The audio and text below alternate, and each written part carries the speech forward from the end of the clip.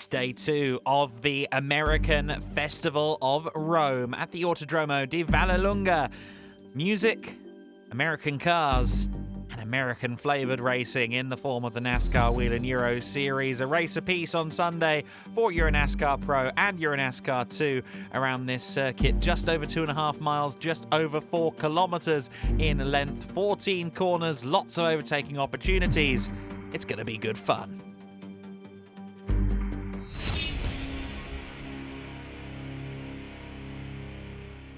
I'm here now with Patrick Schober, driver of the 27 WV Racing Ford Mustang. Patrick, first of all, before we talk about Italy, tell us a little bit what happened in Brands Hatch. You had a violent crash there, but we need some explanation how it led, what led to that crash.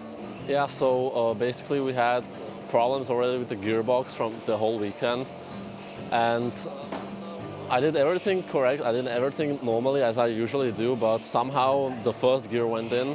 And that slowed me down, and the car behind me pushed me into the wall, unfortunately. So I have no idea.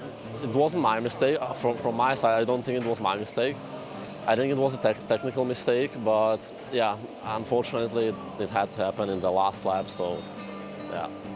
Let's talk about the good things. Here at Autodromo di Vallelunga, you brought a brand new car for the team. And yesterday you had also problems because your teammate crashed the car in EuroNASCAR Pro. The team made it to the start, but you had to start the race from the pit lane. And then you made it from dead last to 5th. Just tell me the emotions during that race. Yeah, I mean, first of all, big thanks to WV Racing that they managed to, in that short time between the pro race and the second race, that they managed to do it. I'm very happy for them. I mean, for the result that I could manage to get for them.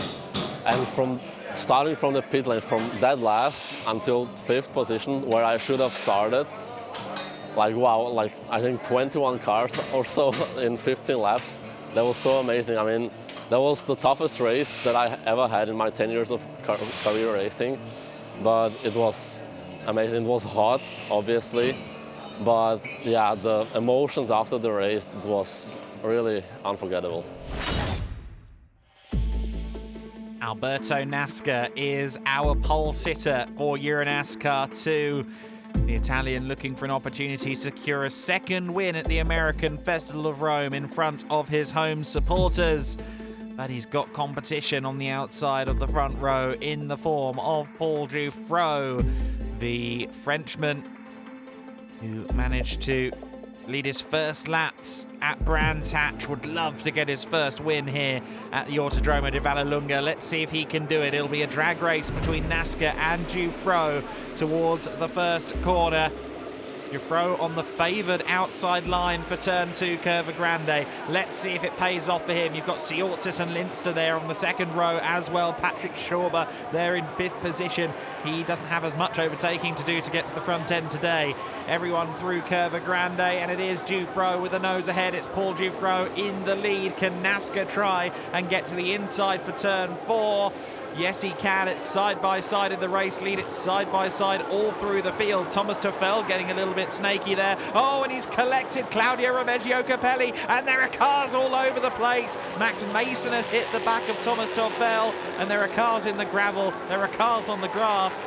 And there's inevitably going to be one extra car on track, the safety car. That is a huge incident. Max Mason, Melvin de Groot, Capelli and Toffel.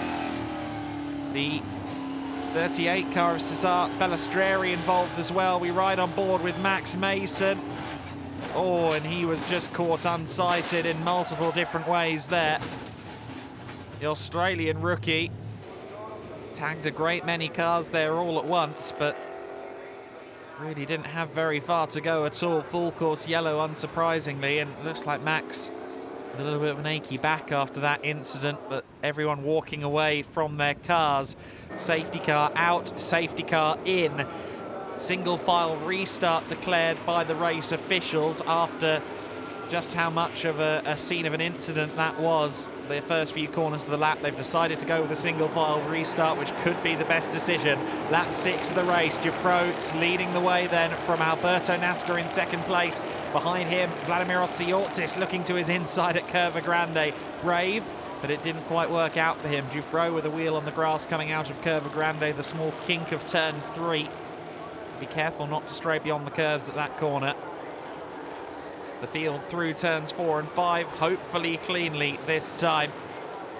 You can see the cars that have been left there, 5 of them stationary around the scene of turn 6. In towards turn 7 they go. Martin Dubek under some pressure there for 6th place. Everyone cleanly through T7. Who is it that Dubek is being pressured by? It's Patrick Schauber. Schauber has lost a couple of positions. The Austrian driver trying to go around the outside at turn 8. I don't think that's quite going to work for him. The 46 Marco Stipp Motorsport car of Nick Schneider is there just behind. Schauber looking to try and get another top 5 on the board today. A better weekend than he had at Brands Hatch would certainly be the ideal. Cars running through the hairpin here, just behind the main paddock. And thankfully, I think we've got a clean first green flag lap in here. Patrick Schauber all over the back of Dubek, a 2021 EuroNASCAR 2 champion, of course. Dubek in the number 7 for Hendricks Motorsports. Schauber keeping a watching brief. A pair of Ford Mustangs fighting for this 6th position. Of course, the second race for these tyres.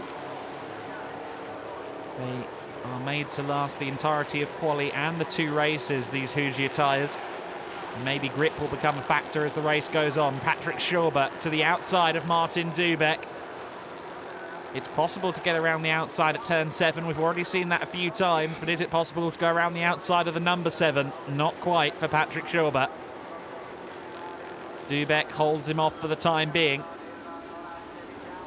The young Austrian, though, will be looking for any way he can to get around Dubek.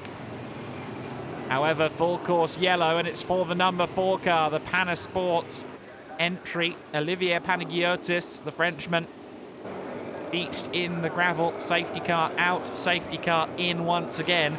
And once more they've gone with a single file restart. They really want to try and get some racing laps in here. The officials want the drivers to get as much racing in as possible. Lap 11 of 15, and the green flag flies once again. Paul Giuffreau under a lot of pressure from Alberto Nasca. You can't rule out Vladimir Osiortsis either. He would dearly love to get himself to victory lane today. He lost his 100% victory record yesterday in round 5 of the season here at the Autodromo di Vallelunga. He still leads the championship. Everyone, I think, cleanly through turns 4 and 5. Giuffreau just a few car lengths clear of Nasca. Siortsis looking to the inside of Alberto Nasca. Can't quite get it done. Leaders exit turn 7. Oh, and there are cars off in the back of shot. What's happened there? There is a stationary car. Can't quite see who that is. Oh, it's the 94 of Nicholas Strickler. And look at the damage to that car. We ride on board with the 64 of Eric Quintal. Oh my goodness. He did very well to avoid all of that by going onto the grass, it looks like. The 94 was sent into the barriers to the left of the circuit, and thankfully Nicholas Strickler is out of the car. I can only imagine he got some help there. And this is the final lap of the race. Usually, EuroNASCAR 2, much like EuroNASCAR Pro, has an overtime system to make sure we get a green flag finish. But given the amount of incidents we've had, the race officials have decided to conclude the race under yellows. And it's not the manner that Paul Giuffreau would have envisioned his first race win in EuroNASCAR 2. But he is the first one to take the checkered flag. Giuffreau will head to victory lane for the first time with RDV competition on a weekend where he is also debuting in EuroNASCAR Pro, a weekend where he has pole position in EuroNASCAR Pro later on this Sunday. He takes the win for the number 3 crew. It was not the race we wanted to see, a lot of cautions, but in the end, a race win is a race win, and you had your first NASCAR win here today. Yeah, I've been good at the start, and this cost me the win, so I have to be happy, but In no word, I wanted to win like that. I wanted to have a big fight with Alberto.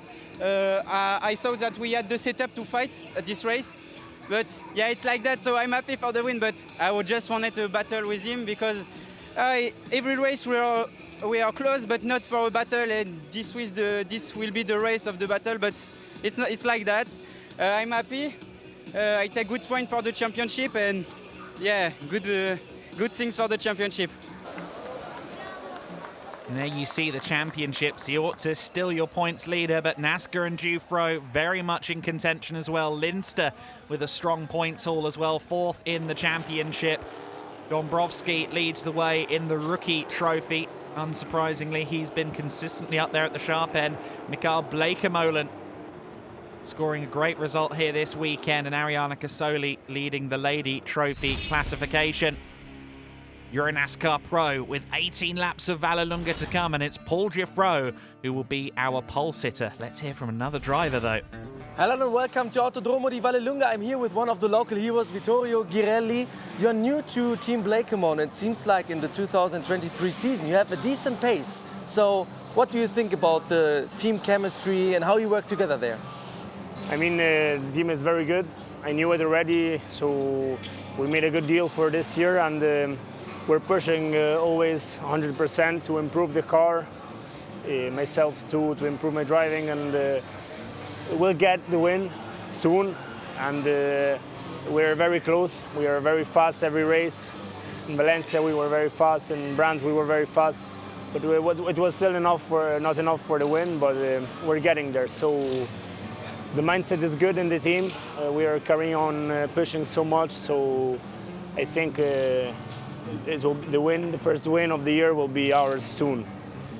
The Autodromo di Vallelunga is the home of many race drivers here because we have a lot of Italian race drivers in the series. But for you, this track is something really special. You told me already you grew up here. Tell me about your history with this track. Yeah, I mean, I live in Rome, so this is like my home track, you know, is where I got the license for racing and for racing driving. So I've done many laps in here. So I will be also supported by so many friends coming to watch the race. So it's nice to do, you know, a good result for them also, that they you know, drive until here with this weather, with this hot, instead of maybe going to the seaside and taking a beer.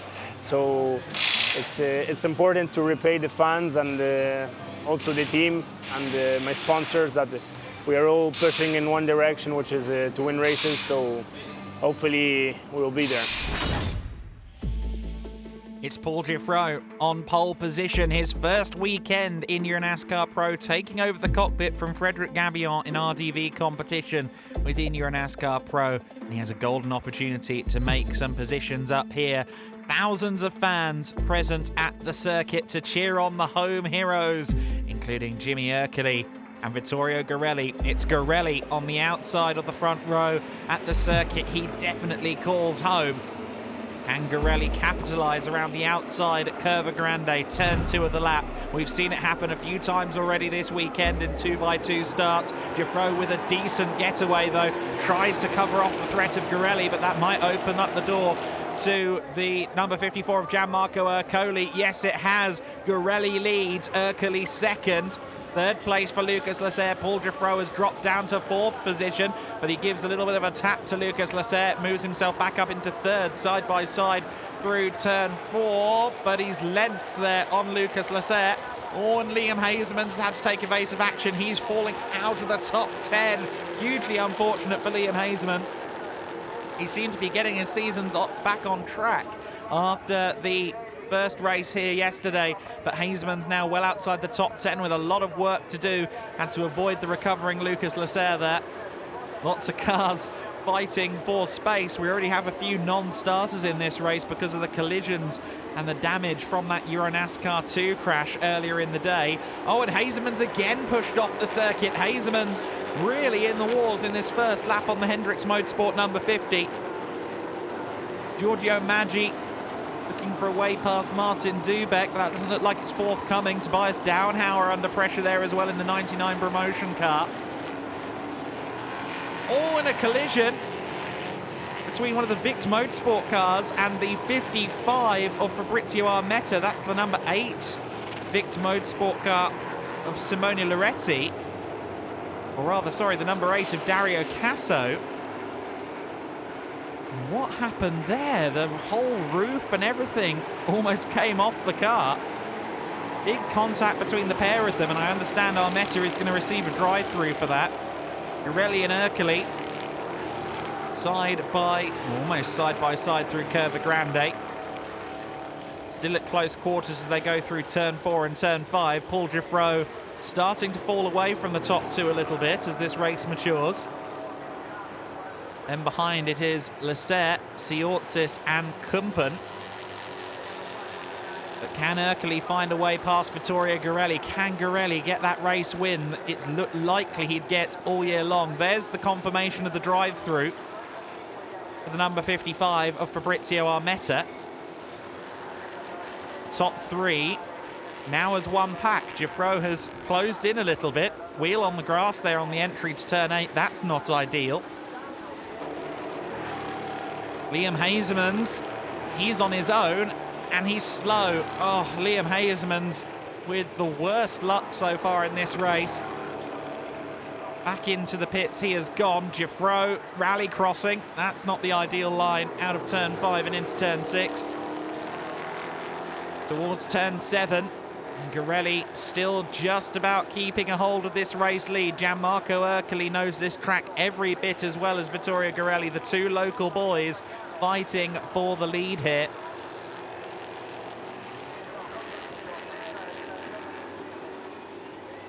And I think there's healthy respect between the two parties as well. Jimmy Ercole isn't going to do anything stupid. Be right on board with Fabrizio Armetta after his drive-through penalty. A big collision. I heard one piece of contact and then a second, and that was the number 8 car of Dario Casso. I think that was retaliation. Armetta went into the back of the number 8 car on lap 1. And the number 8 car of Dario Casso responding by dumping him into the gravel, and unsurprisingly a black flag is awarded for that behaviour. Meanwhile, Paul Giffreau is up into second position. Paul Giffreau has gotten past Jimmy Ercole. But Dario Casso there won't have made any friends at all with that collision with Fabrizio Armetta. That will be looked upon very harshly in the paddock. Side by side for second place. Ercole with a good run here on Paul Giffreau as they approach turn 1 and then Curva Grande turn 2. I think Ercole may have got him back past. Yes, second place once again for Jimmy Ercole. Can Paul Giffreau respond under braking into turn 4? I don't think he's quite close enough to do so. Ercole a little bit later on the brakes. I'm not quite sure how he lost the position, but he gained it back fairly quickly. Anthony Kumpen is up to 4th place as well. He's gotten himself past Siortsis and Lucas Leclerc over the course of the last few laps. The driver of the 24 has been pushing on. Just behind 6th place is Liam Hasemans, but unfortunately Hasemans rejoining the race a lap down after whatever issues brought him into pit lane. Anthony Kumpen and Lucas Leclerc, two of the most experienced drivers in the paddock, and it's Leclerc who feels brave on his brakes. Briefly moves into 4th place. I thought he was going to drift wide, but no, he managed that very nicely. Lucas Leclerc is up to 4th place. Again, netting these consistent top 5 results and keeping himself in the championship hunt as a result of it. Kumpen and Leclerc 2nd and 3rd in the championship coming into this weekend. And now Kumpen under pressure from Vladimiros Siortsis as well. Anthony Kumpen, the hugely experienced driver, making his full-time return to the EuroNASCAR Pro Series this year. Siortsis very much making the number 24 driver aware. The Alex Caffey Academy Motorsport number 5 car has been pedalled very impressively by Siortsis so far this season. He is the championship leader in EuroNASCAR 2. And you wouldn't put a victory or two past him in the remainder of this EuroNASCAR Pro season either. Kumpen leaves the door a fraction open at turn 8. It's a drag race through 9 and towards turn 10. And I think Anthony Kumpen may have lifted out of the throttle a little bit there to allow Siortsis through. I think he realised discretion, the better part of valour there. Liam Hazeman's behind him, isn't fighting Kumpen for a position. Ulysse Delso behind Hazeman's on track is the next competitor for Anthony Kumpen. Kumpen looks like he's dropping off of Siortsis a little bit. I wonder if maybe he's taken the best out of those tyres. Vittorio Garelli, he is taking the best out of his home turf here. He leads the way. Has got a second or so over Jimmy Jet, Gianmarco Ercoli. Vittorio Garelli, a champion in single-seaters, a champion in EuroNASCAR 2. How he would love to take a victory here on home turf at Vallelunga. He alluded to it in the interview with André Wiegold. It seems that he and Team Bleekemolen, a very good combination, a combination that hasn't had all the luck in the world so far this year. But what a statement win it would be for Vittorio Garelli going into the second half of the season, going into the next 2 rounds at Most, if he can hold on to this one. Ercoli clearly still pushing, but I'm not sure he's going to close up enough for a move in the last corners of this lap.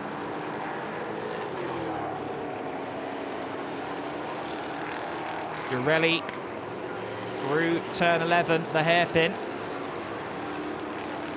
Puts the power down. The S's follow, and then it's Roma, turn 14. One of the cars slow there, further back in the pack, but that won't be any concern to Vittorio Garelli. Comes out of turn 14 and sees the checkered flag. It's Vittorio Garelli that claims victory at the Autodromo di Vallelunga. Ercoli and Lucas Lasser round out your top 3. Brilliant drive from Vittorio Garelli to claim a win in front of the home fans who gather to wish him well after a brilliant result. Finally, Vittorio Garelli, you said maybe in the second half of the season. It came a little bit earlier than we thought, right? Yeah, it was a fantastic race. I managed to pass in P1 in the outside of turn 2, which is a bit on the limit, on the edge. But then I kept the pace. I controlled the 54. It was very fast. But yeah, big thanks to my sponsor for the sport, to my family, my fans who all came to join me, and big thank you to Bleekemolen family for the supercar they gave me, and this one is for the team, for sure. Very important. I have an advice for you. Sebastian Bleekemolen said to me, I'm not racing, so he wants you to dedicate the win to him. Exactly. It's for him. He couldn't race because in NASCAR 2 there was a big crash in the 69, but yeah. He's giving me a fantastic car throughout all the season. We're doing a very good job, and it was always very close, but finally we took it. I think it was fully deserved. I had a very, very good pace, and the last few laps I was just controlling the tires, you know, not to make any mistakes, and yeah, we can enjoy with some friends, and let's keep it up. Paul Giffreau finishing 3rd on the road, demoted to 5th because of a penalty, but still a learning weekend for him. What do you think about your EuroNASCAR Pro debut? It was fantastic, right? Yeah, but today I took a real lesson by Garelli and Ercoli. They were so fast. So yeah, I have to improve. They were really fast. So yeah, it's a touch bit my ego, you know, because I wanted to be fast. But yeah, it's important for me to exit better. Gianmarco Ercoli, your points leader, 12 points over Lucas Lasser with another strong points-building finish. Anthony Kumpen 3rd, with Vittorio Garelli moving himself up to 4th in the standings with his race win. Siortsis on good form in Junior Trophy. Max Lanza claiming a victory in his homeland of the Autodromo di Vallelunga. Exciting to see what happens in the second half of the season, which kicks off next month at Most.